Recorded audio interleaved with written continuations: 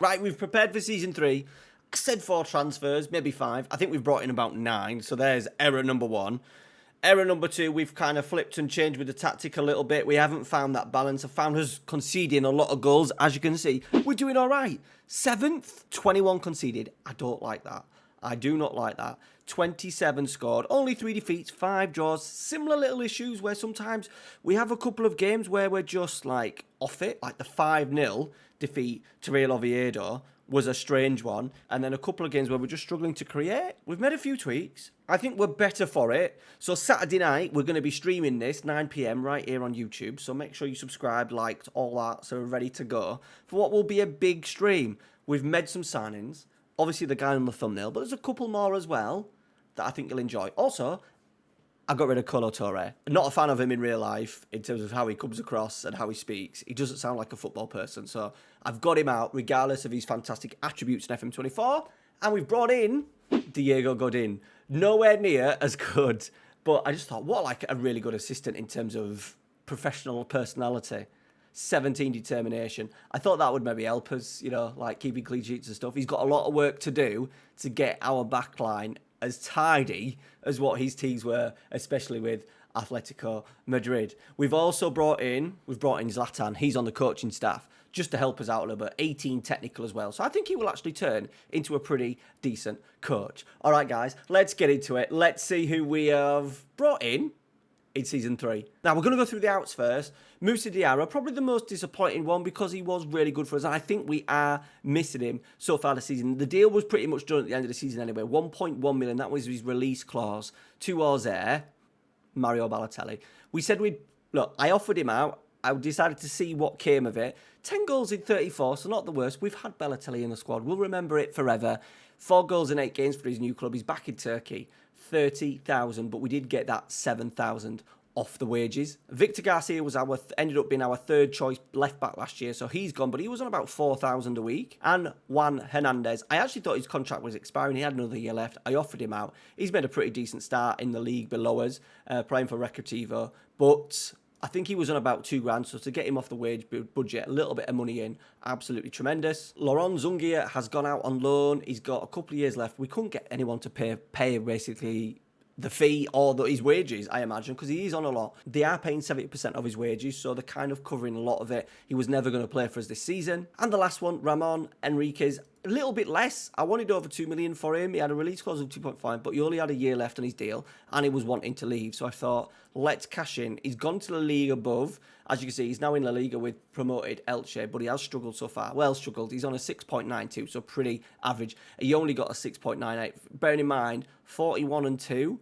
0 assists, and he did play most of the season as a register for us. So with all that money, we only got about 35%, which is a little bit smelly. So what we did do is we put it all into the scouting budget. So we are now scouting worldwide, and we have set reports up in particular in Africa and South America. So over time, as we hopefully get promoted in the next 2 seasons, absolute max, we'll have a nice array of players, hopefully, that we can get from those continents to help us build, potentially sell on. We need that value in terms of money in the bank, because that will help us with the wage situation. Now, the wage situation is an interesting one, because when you go to registration, it doesn't say this in the rules, which is a little bit of a problem with SI and how they've set it up in the game, that they don't really tell you until you look at this bit here. So it would be good. They are going to look at putting that in the rules. However, we're at the top, 93,000, now only 96,000, so we couldn't extend, even though we'd made loads of money, we couldn't really extend on what we'd already done. So I've kind of done the best that I could. We've really gone for it with one of the signings, and so far, he's not quite hit it, and that's Pietro Pellegrini. He was a free transfer, so I thought it was valuable that we picked him up, because he can do a little bit of everything.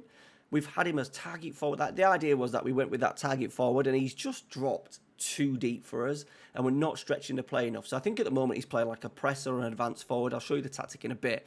But right now, he's just struggling a little bit. 6 goals, so not absolutely prolific at the moment. Next one, a little bit exciting. Obviously, the thumbnail is Kobe Menu. It did cost a lot. Nothing in terms of fee, but £7,000 a week. He was unwanted by Manchester United, and they had no need for him to play. No future, it said. They have actually then gone on and signed him to a new deal, but The idea is that he was a register. He just can't get through 90 minutes. 70 minutes, he's absolutely dead. So that then pushed us into making further transfers late on in the window to make sure we had a little bit of backup for Menu. Currently playing as a deep line midfielder. We've had him as a register, but we've just tweaked a little bit, but we're looking at him to be able to try and just create a little bit and get things ticking. A little bit of dribbling there. He has cost us a few times in possession, especially passing.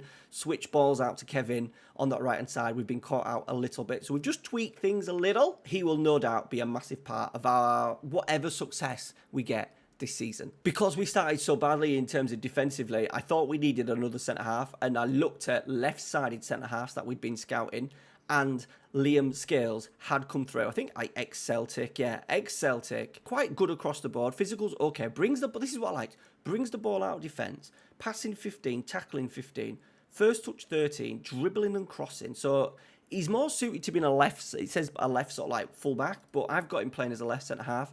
Because we lost Yara, the two young ones have come in and struggled, also very weak on their left foot. So I thought he just gave us a little bit more balance. 6'2" as well, so a decent size. He's had a couple of shockers, but he started to come into it and actually scored an important goal in the last game to give us a massive 3 points. We said we wanted a more attacking right back as a bit of a backup, depending on what shape we go with. We started with Boosie, and then we've gone back to Carrillo just to try and be a little bit more solid defensively. Free transfer, just over £5 a week, 26 years old, 6 foot, good physicals, okay technicals as well for this level. I thought he will be a decent signing for us. Domingos Quina is a little bit of a wild card. He was quite cheap, free transfer, 4,000 views. No, I did actually really love him in a couple of brief appearances in his career at West Ham, and then more importantly Watford, and then he's been loaned about in and amongst sort of like Fulham, Barnsley, Udinese, which is obviously the Watford sort of like feeder club, sister club, brotherhood, whatever you want to call it. And he's come in and looked okay. He doesn't stand out in any particular. He's just good. He's got a couple of 14s in his physicals, got a little bit of pace, a little bit of flair, can dribble a little bit, decent finishing, decent first touch. So especially at this level, I thought he was quite a nice pickup just to give us real good depth off the bench. That's what we didn't have last year. A couple of players struggled for form. We had no one to come in. And this year, we do have. Now, the flip side of that is that I think we've been a little bit flip-floppy in our approach, where one guy has a bad 45 and I take him off because we've got this guy on the bench, and then this guy will play, have a bad game, and then the other guy will come straight back in. So I just need to get it set, get it organised, and then, you know, if he's just a sub-man, then he can do that on a regular basis for us, and the other guys have a little bit more time to get that team cohesion maxed out. We've brought in, I ain't even going to go for that, he's in our B team at the moment. We got him from PSG, free transfer. He just was brought up on one of our scout reports, and I thought, yeah, why not? He only wanted like 400 a week, but there was a few big clubs after him. 5'9", 12 crossing. You know, he's not amazing, but he's got a good few physicals. He's only 18 years old as well, so he's, by the looks of it, made a really nice start in our B team. 9 appearances, 3 assists, average rating of 7. And then the last couple, Andre Gomez has come in 1,400 a week just as a backup to play the last lot. 5 appearances off the bench. He's never going to start, I wouldn't have thought. But just coming off the bench, keep the ball, slow place down, plays that deep line midfielder, on defend, register at times. He's just doing a little job in there for us. Alongside Hyanga Umbok, who's had a bit of a shocker to start with, not been great, but only at 25, 6'1", 15 first touch, 16 tackling, 16 vision as well, with marking 14. I think he's going to be a really good defensive midfielder for us. He's just struggled to settle. Picked up a couple of injuries as well, which has just slowed his progress down a little bit. They are the signings, and I thought we were actually ready to go. We were better in depth. Our starting 11 was better. We had that striker in Pellegrini. We probably had a better centre-half, a better right full-back, better centre midfielders than what we had, I thought, last year. Better on that left-hand side as well. And I thought we were ready to go. And how wrong I was. We had a decent enough pre-season. We started with a 7-3 win over newly promoted Andorra. I thought, we're on to something here. We had quite a difficult start because Tenerife had just come down. We lost 2-1 to them. Quite disappointing. They were, on the grand scheme of things, they were probably better than us. Then Espanyol away, who had just come down. We managed to beat them 2-1. But then we went to Celta Vigo. I suppose quite a tough game. We'll expect them to be a lot stronger than what they were last year. Got beat 2-0. 2 second-half goals, a little bit of a killer. But in this game, we were just struggling to create. We then played Lugo. I thought, right, this is it. We're on 3-0. We absolutely dominated. battered. Pellegrini got himself 2 goals. Sanyali scored as well. I thought, we're on here. We've set ourselves up. We tweaked the tactic at this point, and I thought we were going to go on a run. We then got hammered by Oviedo, who was 4th bottom at the time. Absolutely like one of those horror shows. We had it last season with Zaragoza, where everything that they hit just went in. All 5 shots on target went in. Our goalkeeper, our young goalkeeper, trying to give him a little bit of an opportunity, 5.5. With then Liam Scales having a mare as well, contributing to probably 2 of those goals at the very least. 0-0 against Rayo Vallecano, not the worst result in the world. You'd expect them to be a little bit higher. 2-0 away at Racing Santander. I thought we were absolutely set, and then Ryan Fraser scored, and then an Inigo 89th minute equaliser, kind of against the run of play. I thought this was the one. No, they absolutely battered us. I got that completely wrong. We were 2-0 up. We dominated the ball up, but that number there and that number there is nowhere near good enough. We need to get that sorted, because we can't go through games against better sides, stronger sides in terms of money, finance, and probably attributes in players, and expect to get results when we're not creating anything. Then we had a big change, big tactic change, and this is what it's been for the last few weeks. 4-1 win over Huesca. Sanyali, Teo, Dele Alli, and Eddie Salcido. The Dele Alli part is important, and I'll tell you why in a minute. Albacete then 2-0. 2-0 up again. 2-2. Really disappointing that we're in control of games and not seeing them out and not kicking on, maybe getting that 3rd goal. Racing del Verol, 0-0, one of the strugglers in the side, so that was disappointing, but it was nice to finally keep a clean sheet. 4-2, Sporting Gijon, Dele Alli again, Teo again, Sanyali again, really important. And then Las Palmas, Liam Scales, 90th minute winner, which puts us in 7th. Isn't too bad, because I'm not happy with the way that we're playing. Now, the way that we're playing at the moment has changed from the target man, and as you could see, we've got this offset 4-2-3-1 now to try and get our best 2 kind of creative players in the game and in here. And the idea is we're going to build up with this back 3. As you can see, the right back has gone back to an inverted fullback on defend. Deep line playmaker and Kobe Menu. So these 4 are going to stay quite static. And hopefully, we're going to Menu in here, kind of recycling the ball. We want Danny Sanchez acting in that left wing slot. We're going to have Dele Alli getting into the box a little bit more, because he is good at getting into the penalty area. AP on support for Teo, so he can just hold his run and hopefully find a few passes in and around this final third. And then the Volante of Sanyali, which has been absolutely key. And then Pellegrini advanced forward just to stretch the play a little. We've also called up 2 youth team players. Enrique Rojas is kind of our backup striker at the moment. 17 years old, 15 fist finishing and 16 pace. That's what we're living on, basically. That's what we're living on. He's a realist, but only 17 years old. I'm quite happy with how he looks as a little bit of a backup. And then we have brought in Cordero, our kind of, not our superstar, but we'll go with nearly our superstar. He's in the first team squad. He's looking okay, not had a start as yet. Really poor average rating, but he's playing with us. Back up, we'll try and get him as many minutes as possible once. Hopefully, this team is set. Right, we're actually going to play Villarreal, so you guys can see how it looks. I'm curious that you guys don't get to see the match engine a lot, because these are kind of recaps, and we do most of the sort of like the games offline and in the stream, which is, by the way, at 9 p.m. on tomorrow, because this is coming out Friday. So yeah, tomorrow night, 9 p.m, come across sort of like 20, 30, 40, even 50 people in at times, including the legends that are on the screen right now. Thank you very much to all the patrons. If you're interested in supporting the channel, potentially getting yourself in as well as one of the regens in the game, go and check out the Patreon link in the description. Right, let's go and play Villarreal. Second from bottom. Can we dominate the game? Clean sheet, 60% possession, couple of goals. That would be perfect. Right, so we're pretty much at full strength. Villarreal Spee, second bottom. This should be 3 points, right? We're actually unbeaten in 7, which I didn't realise. So we're doing okay. We're doing okay. Have we turned the corner? I'm not totally convinced. This may give me a good indication if we have. If we can hit those 3 targets, possession, couple of goals, clean sheet, dominate game, start to finish, then we'll probably have a good idea that we've kind of settled on something. First minute of the game, we're already moving it. So there's our back 3. So there's our 3. There's our 4 with Kobe sitting. We've also then got Danny Sanchez, just a little bit more license to roam. I think because Delhi is coming in really narrow, You know, normally, if we were playing with that inverted winger last year, Dele would probably be here where my arrow is at the moment. And then that would probably keep Sanchez back a little, I think. But because he's got that space to go in and we're building with this back three, it then gives him the license to get even further forward, which is what I wanted. Kevin on the right-hand side, the Volante really high, Teo kind of dropping off a little bit, allowing Sanyali to go in behind. Pellegri's going to work off the shoulder, and then Dele's a little bit of a free spirit. He'll come in here at times, and then he'll spin off and act as pretty much like a second striker. Now, I have put some instructions on Liam Scales as well, just to help what we're trying to do. It's the stay wider instruction, just so in possession we try and build a little bit more with the back three. And I thought if Liam Scales is on stay wider, he's then obviously going to come wider in possession, which then might then push on Dani Sanchez, and then once again that might then bring Dele in, and that's kind of the reason why I've done that.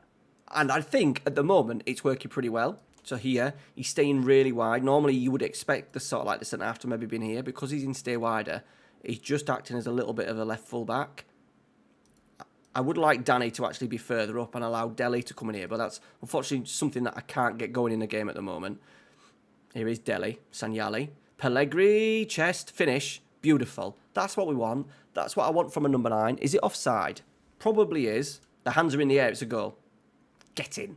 1-0, perfect start, not even 90 seconds in the game. Dele dropping off, Sanyali. This is what we don't have enough running in behind with the false 9 and the trequartista and the target forward. We haven't had that, so that's why I've done that, to allow Teo, Sanyali, Kobe Menu, Dele Alli to play in these areas here. But we do need more players just to stretch the player a little, and he's done that superbly well for us. A deserved 1-0 lead after what, 90 seconds? Right, corner kick. Nothing's happened since the goal. We've hit the post.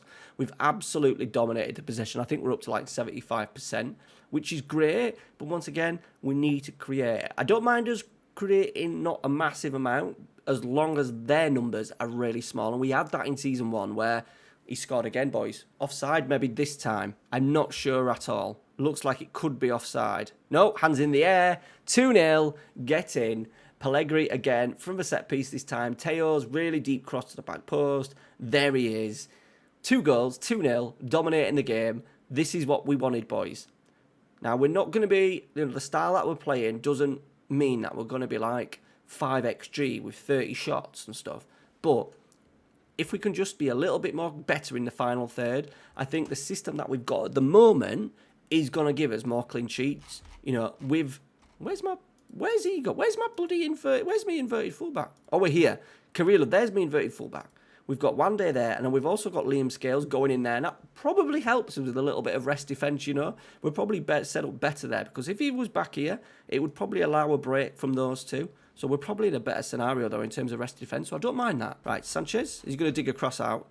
He's kind of put Calderon, who replaced him last year, onto the bench, because Dani Sanchez just gets better attacking numbers. Right, here is the break, potentially. Wande steps in, says, no way. Sanyali. Can we get it out? We're exploiting this left flank all the time, boys. Cross. Pellegrini's there again. He's got a hat-trick. 3-0. What do I know? The guy is a genius. Recycling the ball. So Dani Sanchez is so lethal. I think because we've got Dele inside now, it's giving him more of a 1v1 to shift it out his feet and dig out a cross. A cross he dug out. Pellegrini's second header, his 3rd goal of the game. We're absolutely flying. Half-time. That could not be any better, could it really? 3 goals, clean sheet, dominating the ball, 65%, and we've given them so far absolutely nothing. Right, let's see how we build. Herrera. He's going to kick long. That's annoying. Throw it to him. Throw it to him. I don't know why he's done that.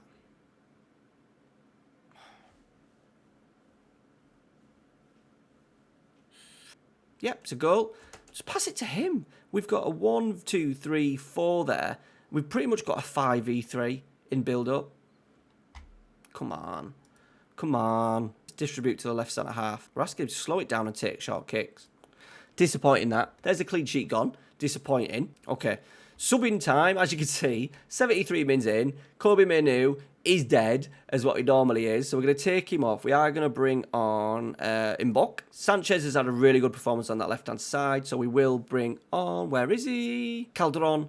Dele Alli's not had a great game. So we will give Quina a chance. I think it's his favourite position, actually, Trequartista. So we'll give him a go for the final, 15 minutes. Are they having a go at us now? No, Liam Scales steps in, does really well. Let's have a little demand more to try and get us through these last 10 minutes. There you go, 3-1. Happy with that. We've given him a goal, haven't we? But a really convincing performance. So that sets us up nicely, doesn't it, for tomorrow night, 9 PM stream. Cheers, guys. See you tomorrow.